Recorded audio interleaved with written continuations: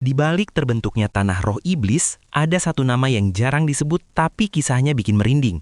Bei Luo, setan kuno yang nyaris menyentuh langkah ketiga, pewaris darah leluhur tertinggi, dan eksistensi yang pernah membuat 10.000 dunia tunduk. Ia menunggu jutaan tahun demi satu kesempatan bangkit kembali, dan ia bertaruh segalanya pada satu orang, yaitu Wang Lin. Namun di ujung takdir yang menantinya bukan kebangkitan, melainkan pengkhianatan waktu, jebakan musuh lama dan pilihan paling kejam, mengorbankan dirinya sendiri demi menepati sebuah janji. Hari ini, gue akan membahas seberapa mengerikan latar belakang setan kuno Bei Luo dan kenapa akhir hidupnya tragis sampai bikin sesak dada. Singkatnya, untuk memahami semua ini, kita harus mundur ke masa yang jauh sebelum sejarah tercatat, ke era tanpa batas ketika masih ada satu makhluk tertinggi bernama Yemo. Yemo adalah satu-satunya dao kuno bintang 27 di seluruh keberadaan. Ia merupakan eksistensi yang paling mendekati dao surga dengan kekuatan mencapai setengah langkah menuju ranah Heaven Trampling. Dengan satu kibasan tangan saja, ia mampu menciptakan satu alam semesta lengkap, bahkan melahirkan tak terhitung jumlah makhluk hidup dan kultivator di dalamnya. Namun sekuat apapun Yemo, takdir kematian tetap tak bisa dihindari. Dalam perang pamungkas perebutan kesempatan menjadi dao surga, Yemo dijebak oleh Seven Colored Immortal Venerable, sesama eksistensi setengah Heaven Trampling. Dia terluka parah dan berada di ambang kehancuran. Di saat-saat terakhir hidupnya, Yemo memadatkan asal-usul dirinya menjadi 3.000 tetes darah esensi, lalu mewariskannya ke masa depan sebagai benih balas dendam. 3.000 tetes darah ini bukan darah biasa. Inilah cikal bakal 3 ras kuno. 1.000 tetes pertama berevolusi menjadi dewa kuno, ras yang menjunjung kekuatan mutlak dan mampu mengabaikan hukum dunia. Dewa kuno klan kerajaan bintang 8, Tusi, adalah perwakilan ras ini. 1.000 tetes kedua berubah menjadi iblis kuno, makhluk yang menempuh jalan pembantaian. Aura pembunuhannya begitu mengerikan hingga bahkan eksistensi langkah ketiga seperti Qinglin pun bisa terpengaruh. Tajia yang disegal adalah monster puncak dari ras ini. 1.000 tetes terakhir berevolusi menjadi setan kuno, ras yang berfokus pada roh dan teknik pengendalian. Setan kuno Bei Luo adalah keturunan utama dari garis keturunan ini.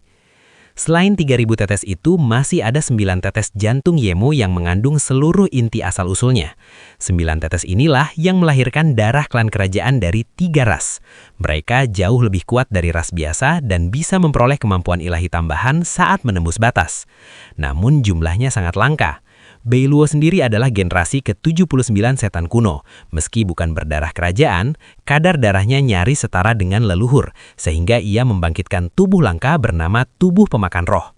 Tubuh ini sangat mengerikan. Ia mampu mencabut asal-usul makhluk hidup secara paksa dan menelannya. Begitu terkunci, esensi lawan akan mengalir keluar tanpa bisa dihentikan, hingga akhirnya menjadi nutrisi bagi Bei Luo. Dengan tubuh ini, Bei Luo hanya butuh beberapa ribu tahun untuk mencapai setan kuno bintang 8 level puncak langkah kedua yang sudah menyentuh ambang langkah ketiga. Pada masa itu, seluruh makhluk di 10.000 dunia menundukkan kepala di hadapannya. Namun nasib kejam datang dari sebuah penyergapan. Targetnya adalah Qinglin, kaisar abadi alam hujan, eksistensi langkah ketiga. Saat itu, Qinglin baru saja bertarung dengan Palm Venerable dan terluka parah. Bei Luo dan Tajia demi mencari kesempatan menembus langkah ketiga bersekongkol menyerangnya. Tapi bahkan dalam kondisi sekarat, pondasi kaisar abadi terkuat tetap mengerikan. Qinglin lebih dulu menyegal Tajia ke dalam tubuhnya sendiri, lalu berbalik mencabik Bei Luo menjadi 9 bagian.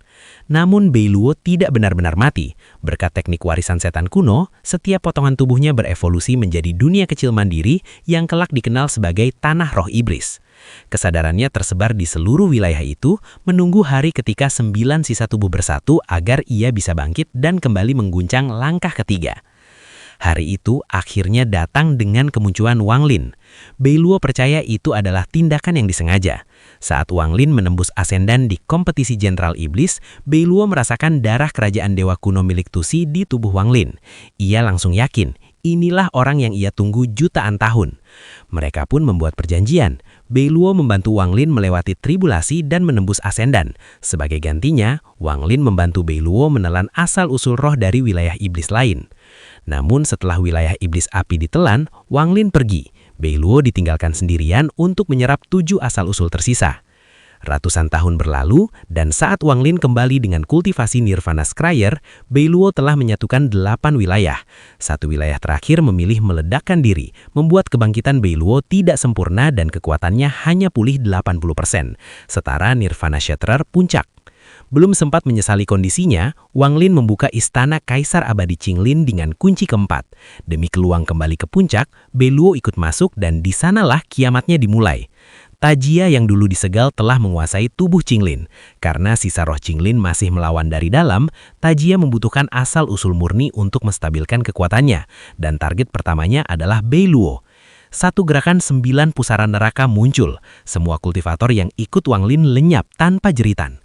Beiluo mengerahkan bendera pengunci dewa dan iblis, namun rantainya hancur seketika karena perbedaan kekuatan yang terlalu jauh. Dalam 3 tarikan napas, setengah asal-usul Beiluo lenyap, tubuhnya menyusut secara drastis, dan cahaya bintang di mata kirinya hampir padam. Lebih parah lagi, ikatan darah dengan Wang Lin membuat posisi Wang Lin terekspos. Jika Tajia mengejar lewat ikatan ini, Wang Lin pasti mati. Saat itulah Beiluo membuat keputusan terakhir. Ia tertawa, tawa pahit seorang raja di ujung jalan. Demi menepati janji, ia memilih meledakkan dirinya sendiri. Dengan satu tabrakan terakhir, Beiluo menciptakan ledakan asal-usul yang merobek pusaran neraka. Tajia memang tak mati, tapi serangan itu memberi Qinglin kesempatan menahan Tajia dari dalam, dan itu cukup. Wang Lin pun kabur lewat formasi teleportasi, dan yang tersisa hanyalah sisa roh setan kuno yang perlahan lenyap di antara energi iblis. Sejak hari itu, tanah roh iblis tak lagi memiliki setan kuno. Hanya angin iblis berwarna darah yang sesekali berhembus, seolah mengingatkan dunia pernah ada seorang raja setan kuno yang membakar seluruh asal-usul hidupnya demi menepati satu janji.